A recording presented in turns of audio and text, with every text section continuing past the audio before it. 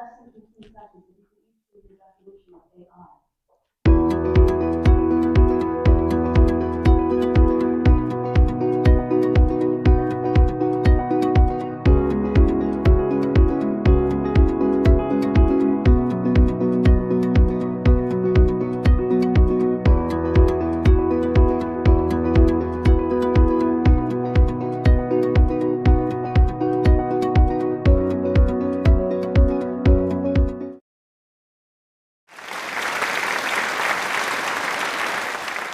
Where she is currently exploring opportunities for AI applications within the practice.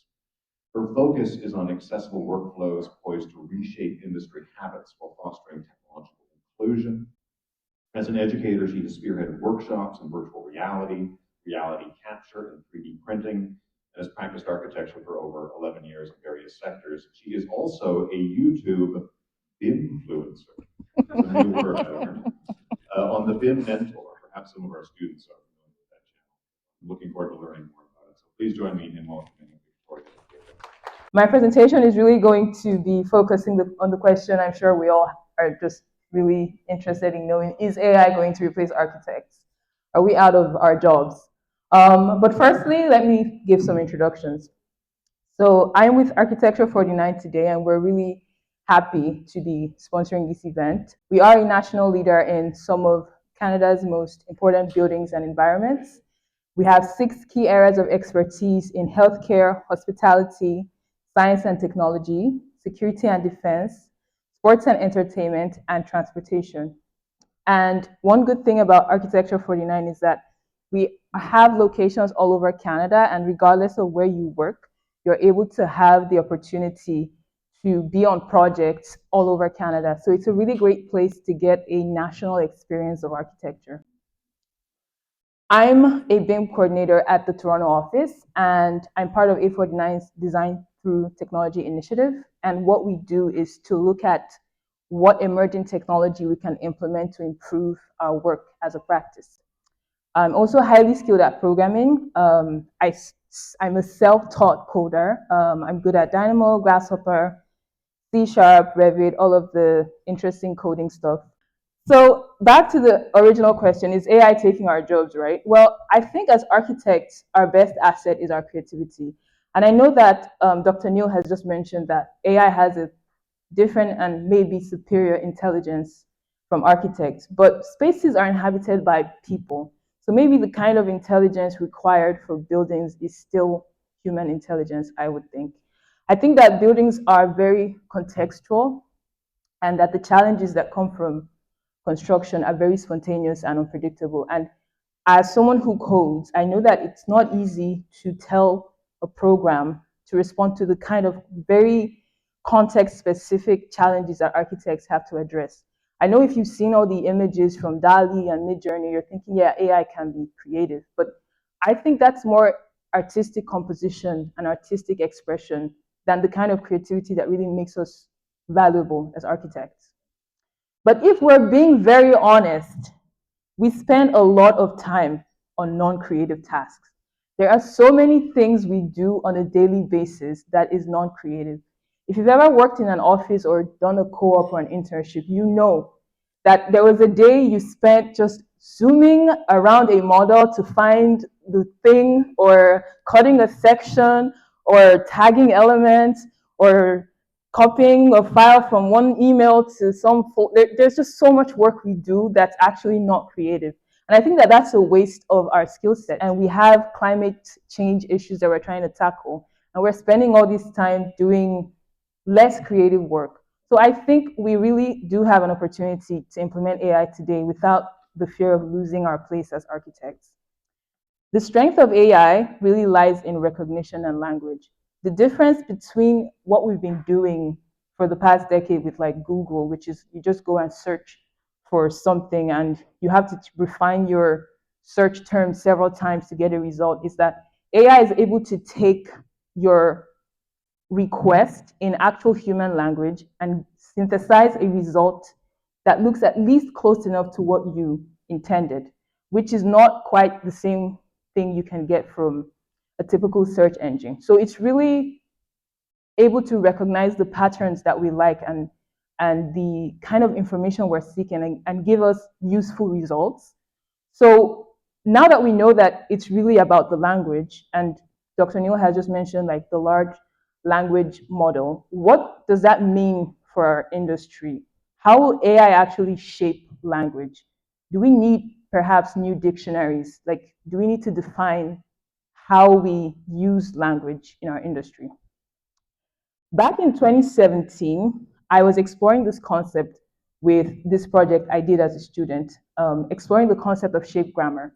For those of you who don't know what that is, if you think of linguistic grammar as creating sentences using words and verbs and pronouns, shape grammar explores using shapes to create spatial configurations. So instead of having words string together to form a sentence, you have shapes string together to form spaces and spatial configurations. And maybe if people are able to speak the language of building, then they're able to determine the kind of spaces that they would like to inhabit, right? Exploring that idea a little bit further, I came across this project in 2020 by a then Harvard graduate who has since founded his own AI company. And he used one of the deep learning methods that Dr. Neil mentioned earlier, the GAN, where a large number of floor plans were fed to an AI, and he was able to extrapolate the adjacency of spaces. So if a kitchen is blue and the AI knows that a kitchen has to be next to like a dining room and a living room, then perhaps we're actually able to just generate a floor plan because the AI can extrapolate the adjacencies of spaces, right? Fast forward to today, we have tools like Hyper that have distilled BIM to what they call the smallest useful BIM. When you think about a BIM model, it seems really complex and really large and really kind of ginormous in a way that you would not expect AI to be able to make one. But if we really distill it down to its elements, it's sites, levels, envelopes, floors, beams, columns, windows, doors, etc. It is in building blocks that can be fed into a system using a specific language. And so, yes, that's exactly what Hyper did. They have a text to BIM application at the moment. So yes, the software is here now, today, not in the future, where you can actually just tell it what you want and you can have a BIM model right on the spot. How good is it? Well, we'll have to test and figure out, but the tool exists and they've been able to do that. We also have tools like Swap that's able to take a conceptual building model and create your documentation. It knows how to split it up into levels and create plans that are fully annotated. All you have to do is tell it how you want your annotations and how you want your sections and how you want your elevations, and it's done. You have tools like Forma, which was formerly SpaceMaker, and TestFit and Schema that are able to do very detailed feasibility studies that help you determine if the project is a go or a no-go before you've committed resources and time. You have tools like Veras, Corbu, and Firefly that are more popular for visualizations. And the strength of these tools is that you don't need a very strong hardware to get a rendering. One of the biggest limitations people always have with renderings is that your computer has to be the most powerful. But with AI and the fact that it's leveraging remote computing, you don't need to have that. You're able to just focus on your creativity and get through the hurdle of having good hardware. You have tools like Bimit, Luma, Immerso, and Disperse that are able to take a point cloud and make a topography model or an actual BIM model, or assist you with site supervision by comparing the progress on site with the actual point cloud scan. So there's so many. These are just scratching the surface. And this person called Stepan Mikulic has actually created a hub of over 700 plus tools specifically for the AEC, not AI in general. So if you're thinking it's still far away, think again. The mind map on the screen is a guide to help you if you're interested in looking at this hub, and the barcode takes you to the hub. So you can explore by yourself and see that really there's already a lot happening in the industry and we're just needing to pay attention. So let me talk a bit about implementing AI as professionals. As a BIM coordinator, a large part of my job is getting a firm to implement technology. Now, when we think about that, we usually think that learning the tool or knowing about the tech is the hardest part. But I'll tell you, whether it's in Canada or in Africa or in Europe or any of the other places where I've been fortunate to practice BIM, the hardest part about implementing technology is establishing trust. How do you get people to leave what they're already doing to try something new? How do we measure design excellence with AI? If you have an employee that uses AI and another one that doesn't, how do you measure effectiveness? What do people fill in on timesheets? How do you say you spent a whole day writing prompts? What do we rely on AI for? Are we trusting it with our documentation or just rendering?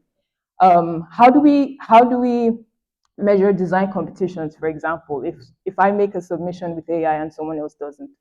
And then there's AI's black box, which is we all know that we put in an input and we get an output, but we don't know what happens in between. And as architects, we all know we like that control. We want to know how. How did it get the image? So how do we get professionals to be comfortable with that uncertainty, knowing that they're not in control of how it happens, right? And also, back to the concept of language, how do we define the right language? As professionals, we use these terms interchangeably. I asked DALI to give me a green roof, and as you can see, it did give me a green roof. But we all know that's not the green roof I meant. So how do we start to use language in a way that we understand as professionals, but we're also communicating with the AI? These are just some of the questions that I have as someone who has to pitch implementation to a practice. There are obviously other barriers to implementation, like data security and privacy. How do we, if we're going to be training a large data set of models, are we submitting proprietary models that clients have paid for?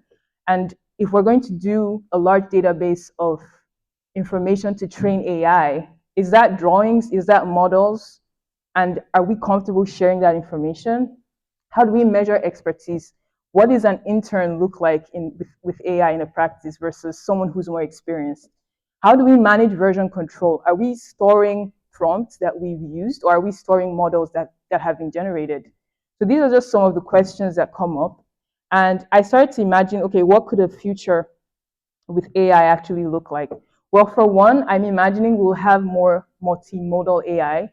Right now, we have things like ChatGPT, which is really good with the text stuff, and we have things like Midjourney, really good with imagery. We don't really have a Revit-like AI software that has all of these things in one place. I know it's not far away, but I think when we start to have more tools like that, that encompass all of the functionality that we prefer to have in one place, then we can really start to have conversations with organizations to take AI a bit more seriously.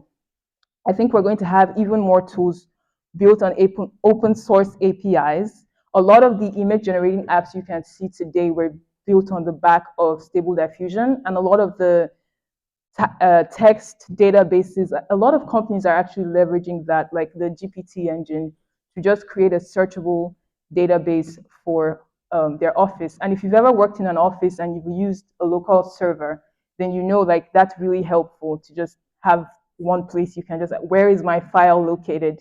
And it just spits out the answer. I'm hoping to see more accessibility, diversity, and inclusion. And I'm not just speaking about gender or race or sexual orientation, but I think we've done a very, we've not done a very good job of making tools that cater to our more experienced professionals. Every time there is a technological wave, we lose access to the people who've actually cultivated years of domain expertise and experience because they're not able to immediately jump on board with the tools. So I'm hoping that since AI is more accessible, since it's accessed through language, that we're able to bring these people back so we can actually get the knowledge that they all have. And I'm hoping that, most importantly, we create processes that are specific to AI and not forcing AI into existing processes. I think, unfortunately, that has been one of the pitfalls of BIM, is that we keep forcing BIM to do what we were doing before BIM. And that's why everyone feels the frustration of maybe sometimes it's not working as expected. I think we shouldn't think about AI as something we're going to just plug into what we're already doing. We really do need to go back to the drawing board and recreate a new process that really makes the best use of AI. Thank you so much, and don't forget to subscribe.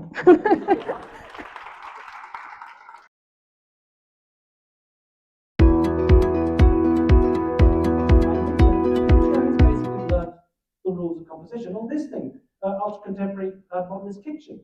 I didn't design that, I didn't put the painting at the back, I didn't put the bush outside or the coffee maker on the side. It was all done by Midjourney. There's a danger of falling into the line, oh, machines haven't got empathy. We're amazing, look at my design. And I talked to Anne New about this, and she said, and then she said, oh, stuff your empathy. She does, I mean, if it produces a better design, who cares?